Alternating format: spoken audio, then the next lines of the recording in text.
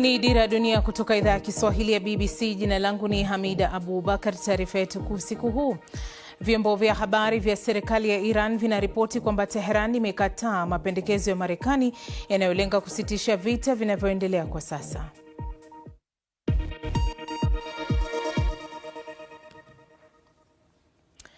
Vyombo vya habari vya serikali ya Iran vinaripoti kwamba Tehran imekataa mapendekezo ya Marekani yanayolenga kusitisha vita vya sasa. Afisa mkuu wa usalama ambaye jina lake halikutajwa amenukuliwa akisema mzozo huo utaisha wakati Tehran itakapoamua na pale masharti yake matano mapya yatakapotimizwa. Hatua hii inakuja baada ya mpango wa amani wa ajenda 15 uliopendekezwa na Marekani kuripotiwa kuwasilishwa kwa maafisa wa Iran. Maelezo hayo hayajawekwa wazi, lakini inaripotiwa kudai makubaliano makubwa kutoka Iran, ikiwa ni pamoja na kuharibiwa kwa uwezo wake wa nyuklia. Awali waziri wa Israel aliambia BBC kwamba mpango huo ulikuwa mzuri kwenye karatasi tu, lakini hadhani kwamba Tehran itakubaliana nao. Msemaji wa jeshi la Iran ameishtumu Marekani kwa kujadiliana yenyewe kuhusu mzozo huo. Hata hivyo, Rais Donald Trump amesisitiza kwamba utawala wake unazungumza na watu sahihi nchini Iran na kwamba wanataka sana makubaliano ya kusitisha vita. Licha ya jumbe za mchanganyiko na ukosefu wa uwazi, habari za mawasiliano zinaonekana kutuliza masoko ya nishati kwa sasa. Trump pia alidai kuwa amewapa Iran mpango mzuri sana, akiongeza kuwa inahusisha mafuta na gesi pamoja na mlango wa bahari wa Hormuz. Iran imesema ni meli ambazo sio za vita ndizo zitakazopita katika mlango huo ambao ni muhimu kwa uchumi wa dunia, lakini kakanusha kufanyika kwa mazungumzo yoyote. Taarifa ya Jeremy Bowen akitufahamisha zaidi kuhusu mzozo huu inawasilishwa na Ahmed Bahaj. Katika mji wa Tehran, wafanyikazi wa uokoaji kutoka shirika la msaada wa dharura Red Crescent wanafanya kazi kupita kiasi. Wamarekani na Waisraeli wanaweza wakiwa mbali kuruka juu ya Iran ili kudondosha mabomu yao bila kupingwa. Na mbali kutoka hapo, huko Washington DC, Rais Trump anasema hiyo inamaanisha kuwa utawala huo umezidiwa na kulazimika kuzungumza na Marekani ikiwa na ari ya kusaka makubaliano. Na nani asingefanya hivyo kama ungekuwa huko? Angalia, jeshi lao la majini limeangamia, jeshi lao la anga limesambaratika, mawasiliano yao yamekatika. Hilo ndilo tatizo kubwa zaidi. Ni vigumu sana kwao kuwasiliana wao kwa wao. Mifumo yote ya ulinzi wa anga imeangamia. Ila hii ni Bahrain baada ya shambulizi la Iran. Vita hivi ni mgongano wa silaha, itikadi na jumbe maalum. Utawala wa Iran haufuati mkakati wa Donald Trump. Iran haijaanguka. Inawashambulia washirika wa Marekani na kuanzisha vita vya kikanda vya muda mrefu katika eneo hilo ili kutumia vyema makombora na ndege zisizo na rubani zilizobaki. Na imezuia dhana yake kwamba nguvu ya Marekani na Israeli ingeleta ushindi wa haraka na kuangamiza na kusababisha mabadiliko ya utawala. Sasa wanazingatia zaidi mlango wa bahari wa Hormuz, njia nyembamba ya kutoka Ghuba. Iran imeuzuia mlango huo kwa ufanisi na kukata 20% ya usambazaji wa mafuta na gesi duniani. Donald Trump ameahirisha tishio lake la kuharibu nguvu ya nishati ya umeme ya Iran ikiwa hautafunguliwa, jambo linaloweza kuwa uhalifu wa kivita, na sasa anadai kwamba Iran inataka makubaliano. They cannot have a nuclear weapon. Hawawezi kuwa na silaha ya nyuklia. Nilisema jana, walisema mambo 10 ya juu ni yapi? Nikasema sawa, nambari 1, 2 na 3 ni kwamba hawawezi kuwa na silaha ya nyuklia na hawatakuwa na silaha ya nyuklia. Na tunazungumzia hilo. Sitaki kusema mapema, lakini wamekubali kwamba hawatakuwa kamwe na silaha ya nyuklia. Wamekubali hilo. Mmoja ya sababu ambazo Marekani na Israeli walitoa kuhalalisha mashambulizi yao na kwenda vitani ilikuwa kwamba Iran ilikuwa karibu kutengeneza silaha ya nyuklia. Lakini msimamo rasmi wa Iran umekuwa daima kwamba hawana haja ya silaha hiyo. Israel haiamini hilo, lakini huenda Rais Trump yupo tayari kuamini hivyo ikiwa itamsaidia kupata njia kutoka katika vita ambavyo Iran inajaribu kuvigeuza kuwa mkwamo mwingine wa Marekani katika Mashariki ya Kati. Idhaa ya BBC ya Uajemi imezungumza na Wairan ambao hawana imani kuhusu kupatikana kwa suluhisho. Sidhani kwamba watafanya mazungumzo. Jamhuri ya Kiislamu bado iko imara kwa sasa. Ukiangalia kwa mantiki, wao wala Marekani hawajapata kile walichotaka. itikadi ya Jamhuri ya Kiislamu bado ipo. Hata kama vita vitasimama, vita vitaanza tena wakati fulani. Trump anajipa muda tu ili kufikisha vita katika hatua nyingine. Labda shambulio la ardhini, sidhani kwamba anafanya makubaliano nao. Na hii ndiyo meli kubwa ya kivita Tripoli ya Marekani, ikiongoza kitengo cha kwanza katika vitengo viwili vya majeshi ya bahari ya Marekani vinavyokwenda Ghuba. Pamoja na mazungumzo kuhusu makubaliano, Marekani inatuma nguvu za ziada. Tripoli kutoka Japan inazidi kukaribia. Kundi lingine la meli ndogo zenye nguvu za majini na ardhini, likiungwa mkono na helikopta zao za ndege za mashambulizi, lina safari ndefu kutoka California. Na inatarajiwa kwamba Marekani pia watatumia majeshi kutoka kitengo cha 82 cha wanajeshi wa anga. Inaonekana kama njia panda, ikiwa mazungumzo kuhusu makubaliano ni ndoto tu. Vita vyaweza kuongezeka. Marekani sasa inakaribia zaidi na zaidi katika uwezekano wa kuweka wanajeshi ardhini. Rais Trump inaonekana ana imani kamili katika uwezo wa jeshi la Marekani kufanikiwa, na anahisi kwamba kuchukua udhibiti wa eneo la Iran kungewalazimisha wa Irani kufungua mlango wa bahari wa Hormuz. Hii ni janga la kweli kwa eneo hilo, na inaweza kuja kuikumba Marekani na Israel kwa miaka ijayo. Hii ilikuwa sehemu ya Tairie, kusini mwa Lebanon. Mashambulizi ya Israeli dhidi ya mshirika wa Iran, Hezbollah, yanaongezeka. Israel haina nia kusitisha vita, ikiamini kumaliza adui wake mkali zaidi, Jamhuri ya Kiislamu ya Iran. Na licha ya nguvu zote za silaha za Marekani, rais wake aliingia kwenye vita bila lengo lililofafanuliwa au mkakati wa kuondoka ulio wazi. Sasa anapojaribu kupata moja, Donald Trump anachukua hatari ya kuongeza kuchanganyikiwa kimkakati, ambayo utawala wa Iran unatumia si tu kuendelea kuishi, bali pia kujaribu kudhibiti jinsi vita hivi vinavyomalizika. Wakati huo huo, mashambulizi bado yanaendelea kote Mashariki ya Kati. Israel inasema imelenga maeneo mawili yanayotumika kutengeneza makombora ya masafa marefu huko Tehran. Nayo Tehran imesema ililenga Israel na kambi zinazohifadhi wanajeshi wa Marekani huko Kuwait, Jordan na Bahrain. Ndege zisizo na rubani ziligonga tanki la mafuta katika uwanja wa ndege wa kimataifa wa Kuwait na kusababisha moto mkubwa. Je, kiwango cha tofauti zenu za ndani kimefikia hatua ambapo mnajadiliana wenyewe? Hakutakuwa na dalili yoyote ya uwekezaji wenu katika eneo hili, wala hamtashuhudia bei za awali za nishati na mafuta hadi mtakapoelewa hili. Utulivu katika eneo hili unahakikishwa na mkono wa jeshi letu lenye nguvu. Ili kufahamu zaidi kuhusu maisha yalivyo Mashariki ya Kati kwa raia wa Afrika, awali nimezungumza na mfanyabiashara John Mwende, raia wa Kenya ambaye amekuwa akiishi na kufanya kazi Dubai kwa miaka 6.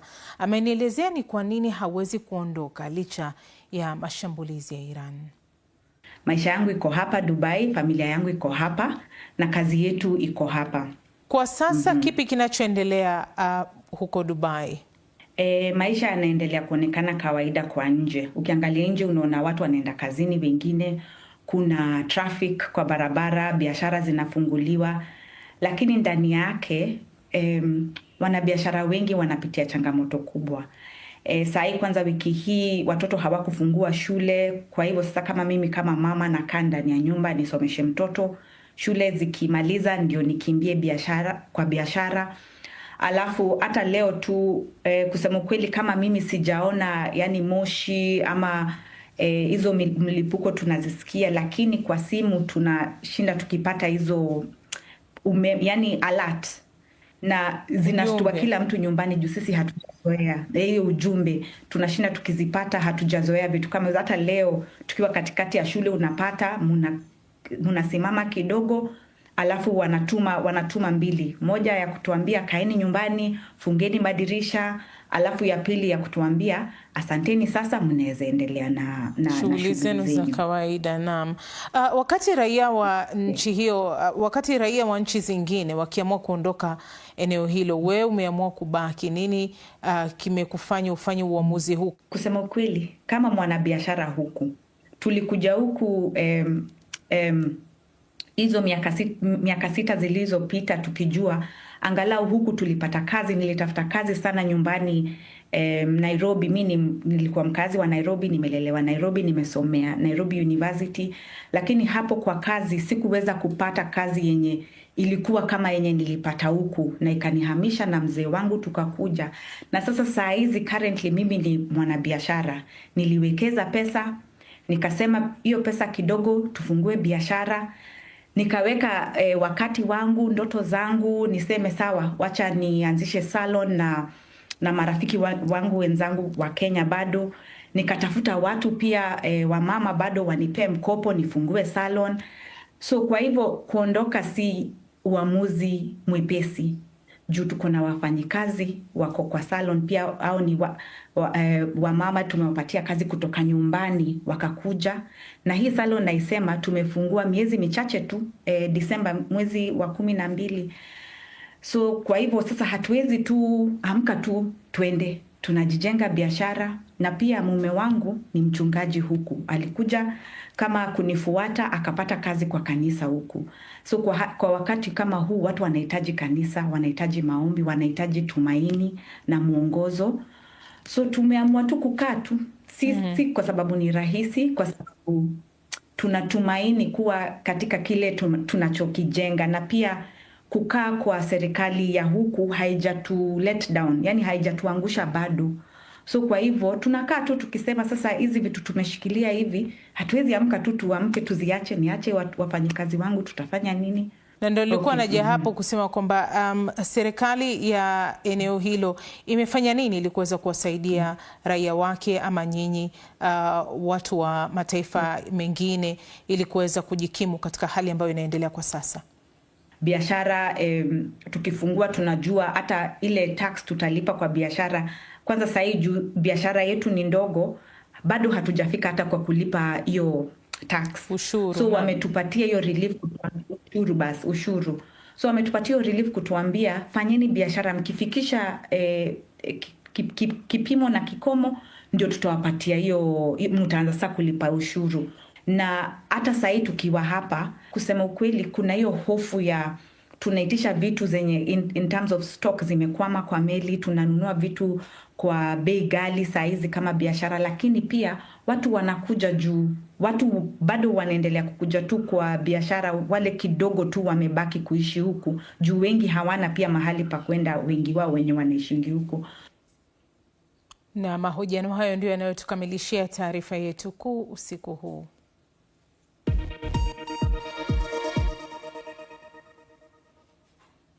Hii ni Dira ya Dunia kutoka idhaa ya Kiswahili ya BBC. Tukirejea, majaji nchini Marekani wazuia kwa muda mpango wa kufurushwa kwa maelfu ya Waafrika wanaoishi na kufanya kazi nchini humo.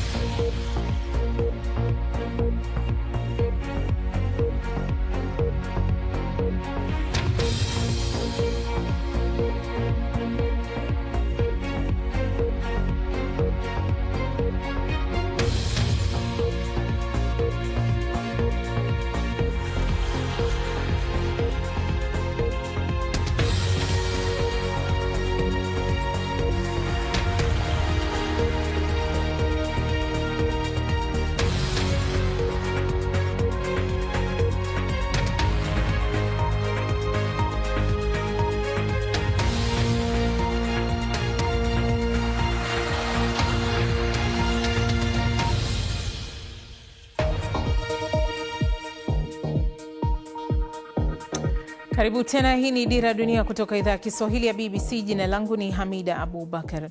Majaji nchini Marekani wamezuia kwa muda mpango wa serikali wa kukomesha ulinzi wa kisheria dhidi ya kufurushwa kwa maelfu ya Waafrika wanaoishi na kufanya kazi nchini humo. Raia kutoka Somalia, Ethiopia na Sudan Kusini wamepinga hatua ya Rais Donald Trump ya kusitisha mpango huo unaoruhusu wahamiaji wanaokabiliwa na migogoro au mateso nyumbani kukaa na kufanya kazi Marekani. Lakini kwa sababu agizo la mahakama ni la muda tu, wengi bado wanahofia kwamba wanaweza kufukuzwa nchini Marekani katika siku zijazo. Kutoka Minneapolis, Bushra Mohamed ametutumia taarifa hii. Jamii ya watu wanatoka Afrika Mashariki katika eneo la Minneapolis inaonekana kama jamii iliyo na mshikamano zaidi nchini Marekani. Ila nyuma ya tabasamu, wengi wanasema kuwa wana wasiwasi na wanahisi kwamba jamii yao inalengwa katika msururu wa misako ya hivi karibuni. Nilibaki bila namna. Singeweza kusaidia jamii yangu vile ambavyo ningetaka. Sikuweza kuzungumza na kujitetea vile nilivyotaka. Jamii kote Minnesota zinasema kuwa zinajaribu kupona majeraha baada ya wiki kadhaa za uvamizi wa maafisa wa uhamiaji na hali ya sitofahamu. Haya yanajiri baada ya kuzinduliwa kwa operesheni Metro Surge iliyoanza mwezi wa Disemba mwaka 2025 na kusababishwa kutumwa kwa maelfu ya maafisa wa uhamiaji kote katika jimbo hilo. Uoga ulizidi baada ya Rais Donald Trump kusema kuwa Wasomali wanafaa kurudi walikotoka. Jamii hii pia imekosolewa baada ya wachunguzi kugundua ufisadi mkubwa unaohusisha mipango ya misaada ya serikali katika jimbo la Minnesota. Minnesota ni nyumbani kwa angalau Wasomali 100,000. Zaidi ya asilimia ni raia wa Marekani. Lakini maelfu wanategemea mpango wa ulinzi wa muda unaoomba mtu ruhusa ya kuishi nchini Marekani, yani TPS, ambao Marekani inasema inapanga kusimamisha kwa watu wa jamii ya Wasomali, watu kutoka Sudan Kusini na Ethiopia. Mjaji wa serikali kuu wamesimamisha uamuzi huo kwa muda, hatua ambayo imeungwa mkono na makundi ya haki za kibinadamu. Hii inamruhusu mtu yoyote aliye kwenye mpango wa TPS kusalia kwenye mpango huo hadi pale mahakama itakapofanya uamuzi mwingine kwa raia wa mataifa kama vile Ethiopia na Sudan Kusini. Kwa mtu yoyote ambaye yuko kwenye mpango wa TPS, itabidi asubiri, lakini jambo muhimu zaidi ni kwamba tarehe 17 mwezi wa 3, siku ya Jumanne, hawezi kufurushwa Marekani kirahisi. Ila licha ya afueni hiyo ya kisheria, wengi wanasema angali na hofu. Kote nchini Amerika, watu wengi walio na TPS wameanza kujificha kwa hofu ya kufukuzwa nchini na serikali. Niko njiani kukutana na mmoja wao, tutamuita Abdi. Amekubali kuzungumza nasi, lakini kwa sharti moja: tusifichue utambulisho wake wala mahali alipo. Hali haijabadilika. Vyombo vya habari vinaripoti wameondoka, lakini kwa kweli bado. Hata wamewatia nguvuni na kuwazuilia marafiki zangu juzi tu. Kwa hivyo bado hatuko huru. Ni maoni sawia na wengine hapa. Nje ya maskiti, wakazi wanasema kuwa maafisa wa uhamiaji wangali wako katika eneo hili. Hawajaondoka mjini, bado wapo. Kumenyamaza, lakini ni wajanja. Wanatangamana na wakazi ili iwe vigumu kuwatambua. Abdi angali anakumbuka siku maisha mjini yalipobadilika kwa ghafla. Tuliamka alfajiri na kuwaona maajenti 5,000 wa ICE mjini, kwenye maduka na barabarani wakitutafuta. Unaweza kutafakari jinsi hii ilivyoleta hofu. Alafu ghafla maisha yamebadilika. Tulikwenda kujificha na kuacha kwenda kazini kwa muda, na maisha ya baadaye tuliyotazamia Marekani na ndoto yetu ya Marekani ilisambaratika. Wakati maafisa wa uhamiaji walipokuwa wakifika Minneapolis kuwazuilia wahamiaji wanaoshuku kutokuwa na stakabadhi rasmi, migawanyiko ilitokea kati ya serikali kuu na maajenti wa ICE. About who we are as Meya wa jiji na polisi walikosoa the policies that the federal government puts out. Sera ambazo serikali kuu imeweka ni za kukinzana.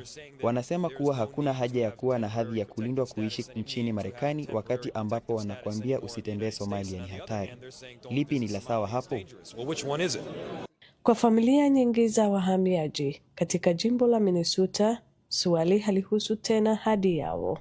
Ni kuhusu kuwa na mahali pa kuita nyumbani, usalama, na iwapo mahali ambapo wamepaita nyumbani kungali na nafasi ya kutumiza ndoto zao za Marekani. Bushra Nur Mohamed, BBC, Minneapolis. Hii ni Dira ya Dunia kutoka idhaa ya Kiswahili ya BBC. Tukirejea tunazungumza na Lois Mwende kuhusu changamoto za kumlea mwanaye aliye na tatizo la cerebral palsy, yani utindio wa ubongo.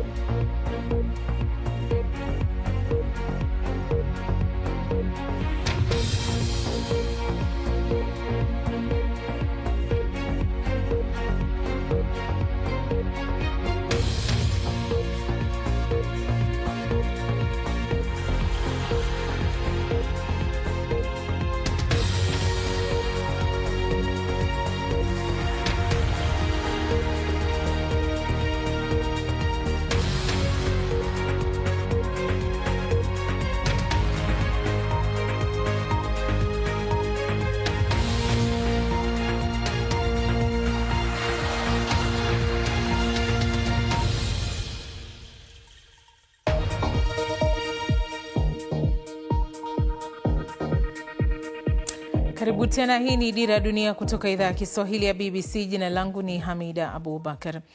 Mwezi Machi unatambulika kuwa mwezi wa kitaifa wa uhamasishaji wa ugonjwa wa kupooza kwa ubongo. Lois Mwende amejitolea maisha yake kumlea mwanawe wa kipekee aliye na ugonjwa wa utindio wa ubongo, yani cerebral palsy, huku akijitahidi kupenya katika ulimwengu ambao mara chache hutoa fursa kwa hali ngumu ya kifedha anayopitia, huku uchovu wa kihisia ukitishia kumlemea. Asha Juma alimtembelea na kutuandalia taarifa hii. Kitu ni mtoto wangu.